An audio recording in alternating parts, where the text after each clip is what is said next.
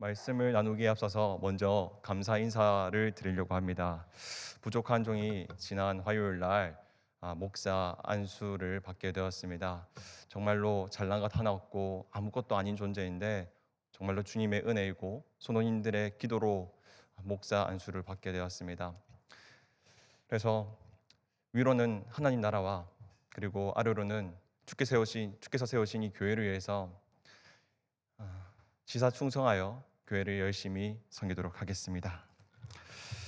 네. 네, 감사합니다. 네, 오늘 말씀은 인생의 길목 두 번째 시간입니다. 기억 안 나시겠지만 작년 10월 달에 제가 이 룻기 말씀으로 시리즈 말씀을 계속 이어가려고 했습니다. 그런데 이 교육자들끼리 순번을 정해서 말씀을 전합니다. 그런데 제가 오후 설교를 맡는 그 주간에 이상하게 절기 그리고 교회 사역들이 겹치면서 이 시리즈를 계속 이어갈 수가 없었습니다. 6개월 만에 하게 되는데 또 주님께서 올해는 다 끝나게 해주실 것이라 믿어보겠습니다. 오늘 길목의 사전적인 의미를 먼저 말씀을 드리겠습니다. 길목은 첫째로 길의 중요한 통로가 되는 어기를 의미하고, 두 번째 의미는 어떤 시기에서 다른 시기로 넘어가는 때를 이르는 말입니다. 즉 우리의 인생에는 길이 있는데 그 인생의 길에서는 길목 중요한 어기가 있다는 말입니다. 지난 10월에 나눴던 길목은 이렇습니다. PPT 띄워주십시오. PPT 보시면은 이 룻기서는 총 4장으로 이루어져 있는 아주 짧은 성경입니다. 그런데 이 룻기서에는 대표적으로 크게 5가지의 장면, 공간이 나타납니다. 제가 첫 번째로 나왔던 첫 번째 그 길목의 내용은 모압 지방에서입니다. PPT 두 번째 틀어주십시오. 보면은 이제 그림이 조금 확대되었는데 이 밑에 보이는 그 명화를 보시면은 한 여인이 다른 방향으로 가는 것을 볼 수 있습니다. 누구냐면 며느리 가운데 한 명인 오르바입니다. 오르바가 이제 나오미와 룻을 떠나는 그런 모습을 볼 수 있습니다. 그 다음 장면 보여주십시오. 그리고 오늘 나누게 될 장면은 이 아래에 있는 장면인데 이제 여인이 2명밖에 없습니다. 한 여인은 늙은 여인이고 또 한 명은 또 젊은 여자이죠. 나오미와 룻입니다. 그런데 자세히 보시면 늙은 여자가 젊은 여인을 손으로 밀치고 있는 모습이 보이고, 반면에 젊은 여자 룻은 나오미를 붙잡고 있는 모습을 볼 수 있습니다. 성경의 표현에 의하면은 성경 잠시 보시겠습니까? 1장 14절 끝에 보시면 이렇게 표현합니다. 붙쫓았더라라고 말하고 있습니다. 붙쫓았다는 것은 끝까지 붙잡고 늘고 떨어져서 절대 떨어지지 않는다는 것이죠. 바로 오늘 이 장면이 다시 베들레헴으로 돌아가는 이 룻과 나오미의 모습인 것이죠.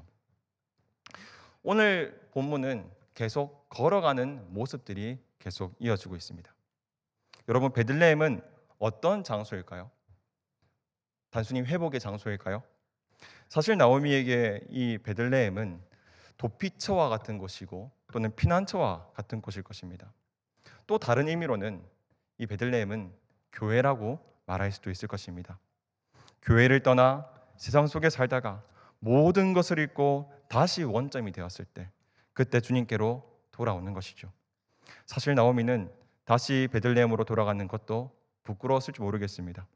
처음에 나오미가 떠날 때 사람들이 얼마나 많이 반대했겠습니까? 야, 네가 언약의 땅을 떠나서 잘 될 것 같느냐? 그러면 안 된다. 붙잡는 사람들이 많았을 겁니다. 그런데 그 사람들의 말소리를 무시하고 약속의 땅을 떠나 모압 땅으로 갔는데 다시 돌아오는 지금은 모든 것을 잃어버리고 돌아왔습니다. 얼마나 괴롭고 얼마나 부끄럽고 수치스럽겠습니까? 사랑하는 여러분, 여러분에게 인생의 모압, 슬픔의 때가 있다면 여러분에게는 인생의 베들레헴도 있을 것입니다. 모든 것을 잃고 다시 돌아가야 하는 그곳. 여러분들이 그곳으로 향한다면 어떻게 돌아가야 할까요? 오늘 말씀을 받으실 때에 나오미와 룻이 다시 베들레헴으로 걸어갈 때에 주께서 주신 은혜가 저와 여러분들에게 함께 하시기를 주님의 이름으로 축원합니다. 첫째로 인생의 베들레헴에 향할 때 우리는 어떻게 가야 하는가 함께 따라합시다. 믿음대로 걸읍시다. 다시 한번 더 따라합시다. 믿음대로 걸읍시다. 이 믿음대로 걷는다는 것은 세상의 방식대로 걷는 것이 아닙니다. 믿음대로 걸어야 합니다. 믿음의 방향을 따라 걸어야 합니다. 합리적이고 이성적이고 효율적인 길을 따라 걷는 것이 아니라 그 길이 투박하다 할지라도, 그 길이 나에게 바보 같은 선택이라 할지라도 믿음을 따라 믿음의 방향대로 걸어가야 합니다. 여러분들은 언제 걸으십니까? 오늘 목사님께서 요즘 러닝이 유행이라 하셨는데 제 위로 목사님들이 요즘 운동을 열심히 하신다 하더라고요. 그래서 제가 좀 자극을 받아서 최근 좀 러닝을 했습니다. 그래서 새벽 기도회가 끝나고 좀 체력이 좀 됐을 때 대항항까지 한 몇 번, 좀 많이는 안 뛰어봤습니다. 몇 번 뛰어봤습니다. 그랬더니 확실히 활력이 돋고 건강해지는 그런 기분이 들더라고요. 여러분, 2020년도에 재미있는 뉴스가 하나 있었습니다. 2020년도면 한참 코로나가 심했을 때죠. 그때 이탈리아에는 이 코로나 확산을 막기 위해서 야간 통행 금지령을 내렸다고 합니다. 벌금을 물리면서요. 그래서 경찰이 이제 야간에 순찰하던 와중에 한 남자가 정처 없이 계속 걷고 있는 겁니다. 그래서 그 남자를 붙잡아 놓고 그 사람이 왔다 갔다 했던 그 GPS를 확인해 보니까 무려 450km 정도 되는 거리를 10일 동안 걸었다는 겁니다. 그래서 이유가 뭔가 봤더니 집에서 아내와 크게 싸웠대요. 아내와 크게 싸워서 분이 풀리지가 않아서 일단 냈다 집 밖에 나가서 분이 삭혀질 때까지 걸었는데 그게 분이 안 풀려서 10일 동안 걸었고 무려 450km나 걸었다고 합니다. 원래 벌금은 400유로, 우리나라 돈으로 한 50만 원 정도인데 그 이유를 듣고 경찰이 벌금을 물지 않았다는 그런 뉴스를 보았습니다. 오늘 나오미도 그렇습니다. 슬픔을 겪었다고 가만히 앉아 있는 것이 아니라 오늘 나오미는 다시 베들레헴으로 가는 모습을 보여주고 있습니다. 오늘 읽지 않았지만 6절부터 14절까지를 보시면은 나오미는 돌아오는 길에 며느리들에게 말합니다. 너희 원래 어머니의 고향으로 돌아가라고 몇 번이나 강권하고 있습니다. 이미 2차례나 말했어요. 그래서 14절 끝에 보시면 오르바는 시어머니에게 입 맞추었다. 이것은 입 맞추고 떠났다는 것이지요. 그러나 나오미는 어떻습니까? 그를 붙쫓았더라. 나오미는 끝까지 붙들고 쫓아가고 있는 것입니다. 그래서 오늘 본문에는 나오미가 이제 세 번째로 룻에게 떠나라고 강권하고 있는 말씀입니다. 우리 본문 15절 말씀을 같이 읽어보겠습니다. 나오미가 또 이르되 보라 내 동서는 그의 백성과 그의 신들에게로 돌아가나니 너도 너희의 동서를 따라 돌아가라 하니. 아멘. 방금 읽은 15절 말씀을 가만 보시면 내 동서는 그의 백성과 그의 신들에게로 돌아가나니라고 말합니다. 여러분, 지역을 옮긴다는 것은 정체성이 바뀐다는 것을 의미합니다. 오늘 내 동서가 그의 백성과 그의 신들에게로 돌아간다. 이것은 오르바가 자신이 어릴 적 살았던 모압, 그 모압의 신들을 따라 우상을 따라 간다는 것을 의미합니다. 그런데 여러분, 우리가 오르바의 입장에서 한번 생각해 볼 필요가 있습니다. 오늘 이 오르바가 선택한 이 선택이 과연 잘못된 선택입니까? 어쩌면 굉장히 상식적인 선택입니다. 남편은 죽었습니다. 남편의 아버지도 죽었습니다. 그리고 자신 남편의 형제까지 죽었습니다. 이스라엘에는 이 고엘 제도라는 것이 있어서 남편이 죽으면 그의 형제를 통해서 씨를 얻고 또 안정을 취하는데, 또 형제도 없으면은 그의 아버지를 통해서 씨를 얻고 안정을 취할 수 있는 그런 제도가 있었습니다. 근데 그 집안에 모든 남자가 죽었습니다. 일할 방법도 없고 돈 벌 방법도 없고 먹을 방법도 없고 그들을 보호해 줄 사람이 없습니다. 그래서 어머니가 며느리 오르바에게 계속 떠나라고 말했습니다. 그래서 오르바는 떠났던 것뿐이에요. 그래서 이 오르바의 선택은 사실 나쁜 선택이라 말할 수 없습니다. 지극히 현실적인 선택이었죠. 그런데 여러분, 오늘 룻은 다른 선택을 했어요. 오르바처럼 현실적인 선택을 하는 것이 아니라 비현실적인 선택, 무모한 길을 걷기로 작정했습니다. 우리 좀 길지만 16절에서 18절까지 함께 읽겠습니다. 룻이 이르되 내게 어머니를 떠나며 어머니를 따르지 말고 돌아가라 강권하지 마옵소서. 어머니께서 가시는 곳에 나도 가고 어머니께서 머무시는 곳에서 나도 머물겠나이다. 어머니의 백성이 나의 백성이 되고 어머니의 하나님이 나의 하나님이 되시리니 어머니께서 죽으시는 곳에서 나도 죽어 거기 묻힐 것이라. 만일 내가 죽는 일 외에 어머니를 떠나면 여호와께서 내게 벌을 내리시고 더 내리시기를 원하나이다 하는지라. 나오미가 룻이 자기와 함께 가기로 굳게 결심함을 보고 그에게 말하기를 그치니라. 아멘. 16절과 17절에 보니 룻의 결단은 아주 대단합니다. 무려 어머니와 나와라는 표현이 무려 6번이나 계속 반복되고 있는데, 제가 띄워주는 것을 한번 보십시오. 16절 중간에 보시면 어머니께서 가시는 곳에 나도 가고, 두 번째로 어머니께서 머무신 곳에 나도 머물고, 세 번째 어머니의 백성이 나의 백성이 되고, 네 번째 어머니의 하나님이 나의 하나님이 되리니, 다섯 번째 어머니께서 죽으시는 곳에 나도 죽어 묻힐지라, 여섯째 어머니를 떠나면 여호와께서 내게 벌을 내리시고. 여러분, 룻은 이토록 어머니가 가는 방향으로 나도 함께 가겠다는 그런 믿음의 의지를 보여주고 있습니다. 여러분, 사실 룻의 이 선택은 아주 무모한 선택입니다. 룻이 돌아가고자 하는 선택은 사실 상식적인 선택이 아니었습니다. 한번 생각해 보십시오. 이 룻이 무엇을 보고 선택했습니까? 과연 내가 가서 재혼이 될까 말까? 내가 그곳에 가면 평안할까 말까? 그것을 계산하고 갔을까요? 그런 것이 아니라는 겁니다. 나의 그런 현실적인 것을 보고 선택한 것이 아니라 어머니의 하나님을 내가 믿기에 믿음으로 어머니가 가신 그 길을 선택한 겁니다. 그런데 이 본문을 해석할 때에 학자들마다 여러 가지 의견이 갈립니다.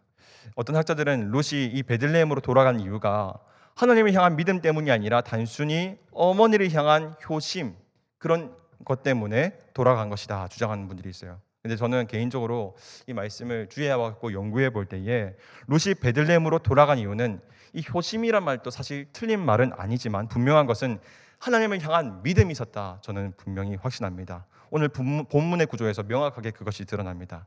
우리 다시 16절과 17절에 보시면은 아까 6가지를 살펴봤잖아요. 이 6가지 중에서 가장 중심에 위치하는 세 번째, 네 번째를 한번 띄워주십시오. 세 번째가 어머니의 백성이 나의 백성이 되고, 네 번째가 어머니의 하나님이 나의 하나님이 되리니라고 말합니다. 여기 보니까 백성이라는 단어와 하나님을 말하고 있습니다. 즉 이게 무슨 말입니까? 룻은 하나님의 백성이 되기를 원한다는 것입니다. 재미있는 것은 이 두 가지 단어가 대조적으로 나타나고 있는 본문이 하나 더 있는데, 아까 읽었던 15절 말씀입니다. 제가 띄워주고 있는 15절 말씀을 함께 읽겠습니다. 보라, 내 동서는 그의 백성과 그의 신들에게로 돌아가나니. 아멘. 여기도 보니까 백성이라는 단어가 보이고, 그리고 이 15절에는 하나님 대신 신이라는 표현이 나옵니다. 즉 내 동서 오르마는 하나님의 백성이 아니라 신의 백성, 즉 우상이 백성이 되었다는 것이죠. 룻은 단순히 의리 때문에, 효심 때문에 어머니와 함께 베들레헴으로 간 것이 아닙니다. 룻은 내가 하나님을 믿기에, 하나님이 나의 주인 되시기 때문에, 하나님이 나의 왕이시기 때문에 어머니를 따라갔고, 어머니가 머무는 곳에 내가 가고, 어머니의 백성이 나의 백성이 되고, 어머니의 하나님이 나의 하나님이 된다고 고백하고 있는 것입니다. 룻이 이러한 믿음의 결함을 결정했을 때에 여러분 어떤 일들이 일어나지 않습니까?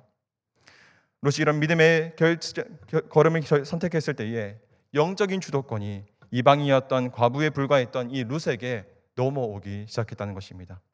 그래서 여러분, 이 성경이 유대인들의, 이 이스라엘 백성들의 책 아닙니까? 그런데 이방인이었던 룻이 이 책의 제목이 된 것입니다. 여러분, 룻과 같은 믿음을 여러분이 가지시기를 주님의 이름으로 축원합니다. 여러분, 우리는 살아가면서 오르바와 같은 걸음을 선택할 때가 많이 있습니다. 나 생각보다 참 지혜로운 판단을 한 것 같아. 합리적인 판단을 한 것 같아. 내 사리 판단 잘한 것 같아. 차선책이었어. 어쩔 수 없는 선택이었어. 믿음의 선택보다는 세상의 관점으로 해석하고 판단하는 그런 오르바와 같은 선택을 많이 합니다. 그런데 여러분, 이런 오르바의 걸음에 과연 하나님의 복이 임했을까요? 오르바가 선택한 그 걸음에는 과연 하나님의 회복이 임했을까요? 다시 재혼을 하고 자식을 낳을 수 있고 그런 안정의 복이 오르바에게 임했을까요? 저는 아니라고 봅니다. 왜냐하면 만남의 복, 회복의 복, 그 모든 복의 근원은 바로 하나님께로부터 말미암기 때문입니다. 우리가 합당하다, 합리적이다, 이성적이다, 현실적이다 그렇게 말하는 그런 걸음들의 실상은 오늘 15절에서 말하고 있듯이 다른 신의 백성의 길입니다. 우상의 길이라는 것을 아시기 바랍니다. 사랑하는 성도 여러분, 오늘 룻과 같이 믿음대로 걸으시기를 주님 이름으로 축원합니다. 오르바의 걸음에는 하나님을 경험할 수 없습니다. 그러나 룻과 같이 이 걸음이 무모해 보여도, 비상식적이어 보여도, 바보 같아 보일지라도 이 믿음의 여정을 선택할 때에 하나님께서 부어주시는 축복을 경험하시기를 주님 이름으로 간절히 소원합니다. 둘째로 인생의 베들레헴으로 향할 때 우리는 어떻게 가야 하는가? 따라합시다. 괴로워도 걸읍시다. 다시 한번 더 따라하겠습니다. 괴로워도 걸읍시다. 여러분, 고난 가운데 괴롭다고 주저앉으면 안 됩니다. 고통스러워도 걸어가야 합니다. 하나님이 회복시키는 그 과정 속에 지금 당장은 힘들 수 있지만, 괴로울 수 있지만 그 걸음을 멈추지 않고 숨지 말고 되돌아가지 말고 현실을 마주하고 그 걸음을 멈추지 않고 걸어가야 합니다. 저희 할머니가 생전에 많이 하시던 말씀이 있었습니다. 나들어도 계속 움직여야 된다. 아프다고 계속 누워있으면 사람이 더 빨리 늙는다. 이 말씀을 많이 하셨습니다. 이게 무슨 말씀인지 아시죠? 나이가 들어갈수록 사람의 몸은 많이 고장이 납니다. 약도 많이 먹어야 되고요.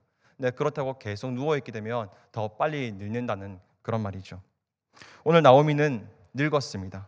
그리고 마음은 많이 병들었습니다. 아무것도 할 수 없는 심각한 우울증에 걸렸을 것입니다. 하지만 나오미는 가만히 누워있지 않았습니다. 이 뼈아픈 고통을 마주하더라도 그래도 베들레헴으로 다시 걸어갔습니다. 우리 19절 말씀을 함께 읽겠습니다. 19절입니다. 이에 그 두 사람이 베들레헴까지 갔더라. 베들레헴에 이를 때에 온 성읍이 그들로 말미암아 떠들며 이르기를 이가 나오미냐 하는지라. 아멘. 19절에 보시면 나오미는 베들레헴에 갔다 말합니다. 그런데 근처에 왔을 때에 마을 사람들이 나오미를 본 거예요.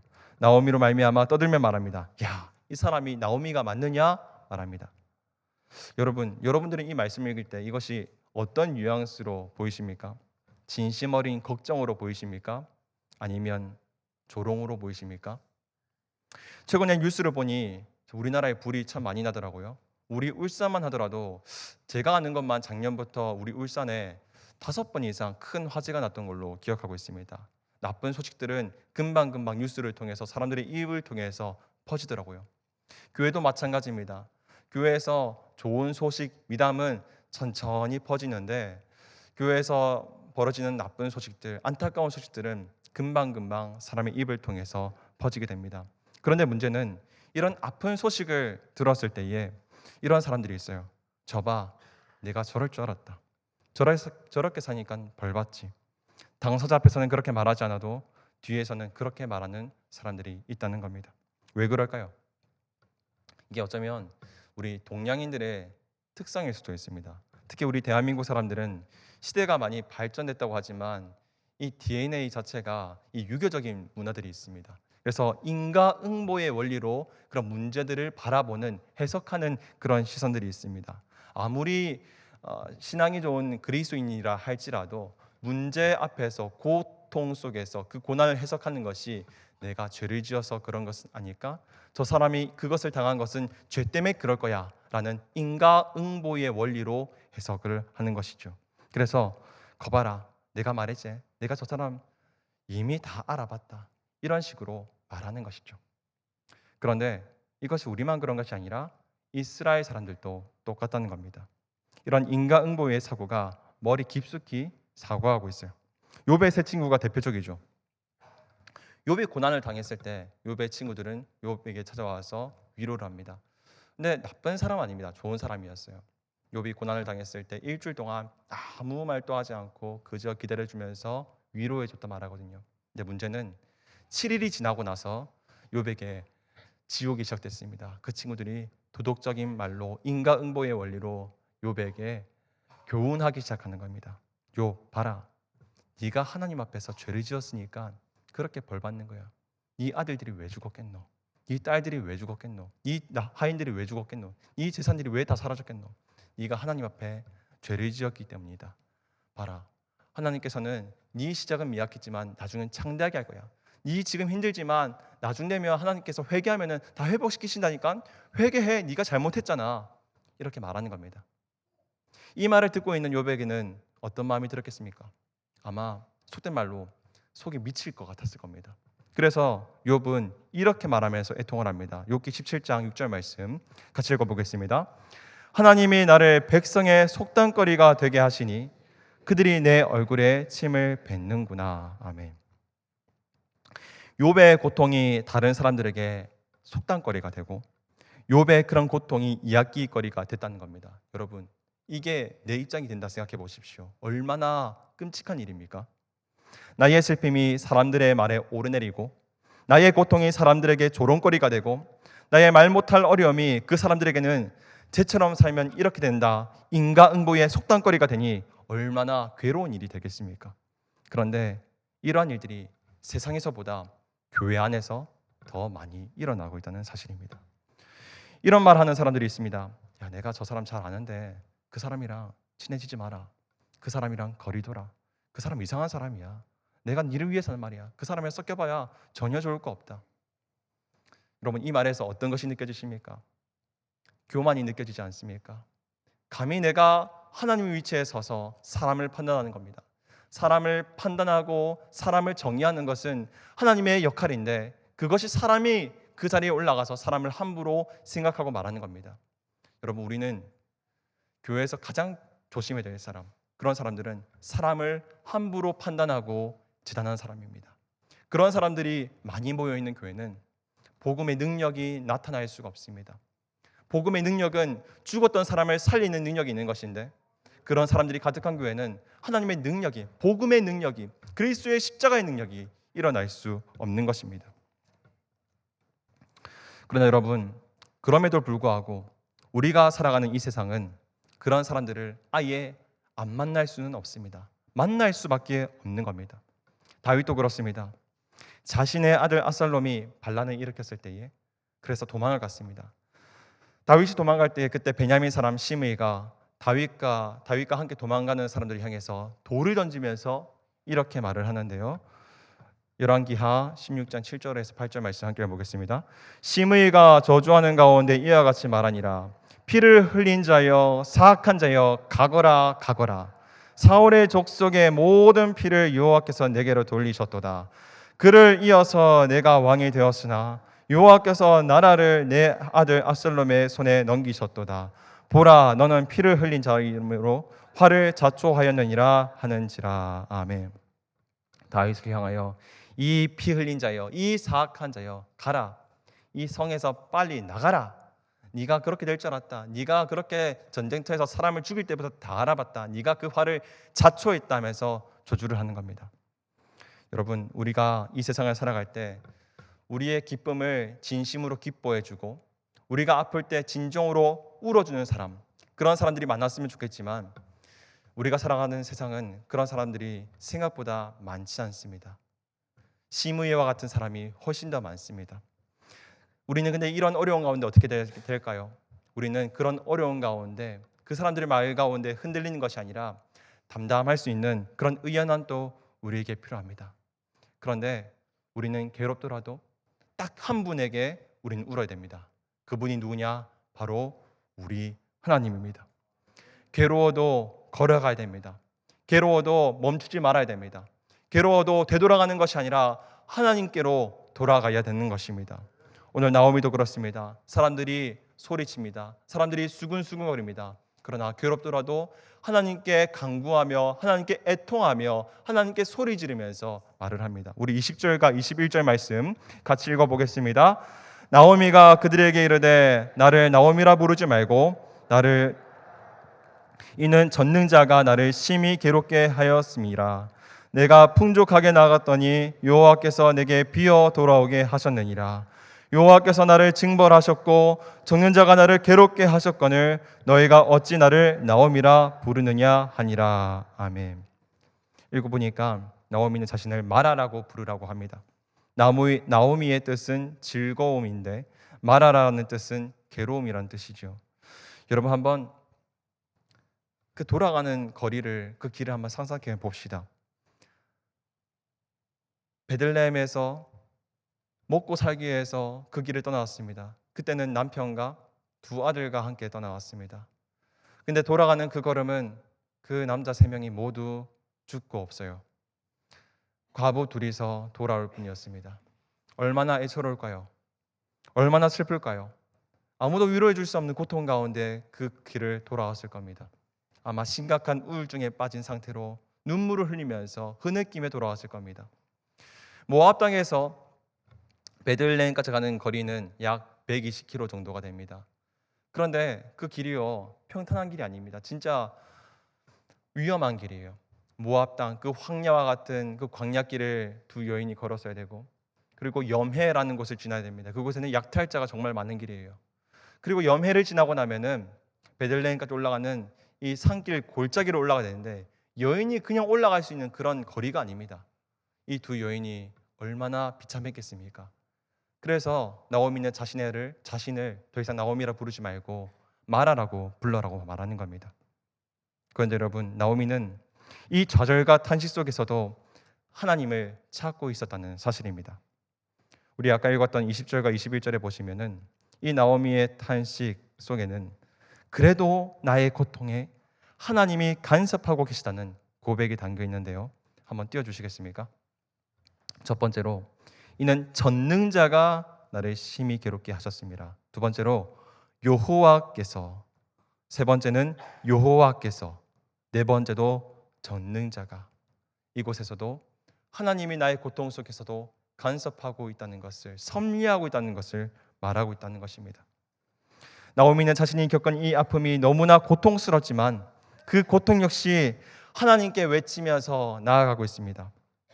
여러분, 기도하시다가 울고 싶을 때가 있으십니까? 그러면 하나님께 우시기 바랍니다. 우리 하나님은 인격적이신 분이십니다. 우리의 눈물을 결코 외면하는 분이 아니십니다. 여러분, 기도하시다가 가슴이 너무 답답해서 힘들 때가 있으십니까? 그럴 때는 가슴을 이렇게 두들겨 기도하시기 바랍니다. 그러면 내 속이 조금이라도 풀리지 않겠습니까? 여러분, 그러다가 하나님께 원망하고 싶을 때도 있지 않습니까? 그때는 원망도 해보시기 바랍니다. 하나님은 인격적이신 분이기 때문에 우리의 모든 아픔을 아시고 이해하십니다. 우리가 로봇이 아니지 않습니까? 우리는 인간입니다. 하나님은 우리를 모두 이해하시는 분이라는 겁니다. 여러분, 시편을 보면은 이 시편에는 우리가 찬양으로 많이 부르지 않습니까? 근데 이 시편에는 찬양시만 있는 게 아닙니다. 찬양시보다 더 많은 것이 탄식시입니다. 우리의 인생이 그렇습니다. 찬양하는 날보다 슬픔이, 고통이 더 많은 것이 우리의 인생입니다. 다윗도 하나님 앞에서 찬양할 때보다 탄식하면서 눈물 흘리면서 기도할 때가 더 많았다는 것입니다. 그것이 우리의 인생입니다. 사랑하는 성도 여러분, 우리가 힘들 때에 어떻게 하시겠습니까? 괴로워도 걸어가시기를 주님 이름으로 축원합니다. 마지막, 우리는 우리의 인생의 베들레헴으로 우리가 돌아갈 때 우리는 어떻게 걸어가야 하는가? 마지막으로 따라합시다. 기대하며 걸읍시다. 다시 한번 더 따라합시다. 기대하며 걸읍시다. 여러분, 우리는 그리스도인이 이 고난 속에서 모든 것을 잃었다 할지라도 놓치지 말아야 할 것이 하나 있습니다. 그것은 바로 하나님의 섭리가 있다는 것을 우리는 놓치지 말아야 됩니다. 우리는 고난을 우리가 해석할 수 없습니다. 그러나 이 고난 속에서는 하나님께서 분명히 우리를 연단시키시고 회복하실 것이라는 그런 하나님의 섭리가 있다는 것을 분명히 알아야 됩니다. 우리 본문 22절 말씀을 함께 읽겠습니다. 나오미가 모압 지방에서 그의 며느리 모압 여인 룻과 함께 돌아왔는데 그들이 보리 추수 시작할 때에 베들레헴에 이르렀더라. 아멘. 22절에 보니까 나오미는 이제 베들레헴에 도착했습니다. 그런데 그때가 언제라 말하느냐? 보리 추수 시작할 때라고 말을 합니다. 제가 설교 시간이 많이 넘었네요. 한 가지만 말하고 마치도록 하겠습니다. 여러분, 나오미라 부르지 말고 마라라고 불러라 했습니다. 근데 마라라는 것이 이 룻기에만 나오는 게 아니라 이 모세오경 출애굽기에도 나오고 있죠. 근데 이 마라라는 땅을 이스라엘 백성이 지나고 나면 어떤 땅이 등장하는지 아십니까? 엘림이라는 땅이 등장합니다. 12개의 우물과 70그루의 종려나무가 있는 땅입니다. 우리가 무엇을 할 수 있느냐? 우리의 지금 고난이, 괴로움이 지금 있다 할지라도 하나님은 결국 우리를 엘림으로 회복시키기 원한다는 사실입니다. 비록 힘들다 할지라도 하나님께서 나에게 회복시키실 것을 기대하면서 걸어가시기를 주님의 이름으로 축원합니다. 오늘 말씀 생각하시면서 함께 기도하도록 하겠습니다.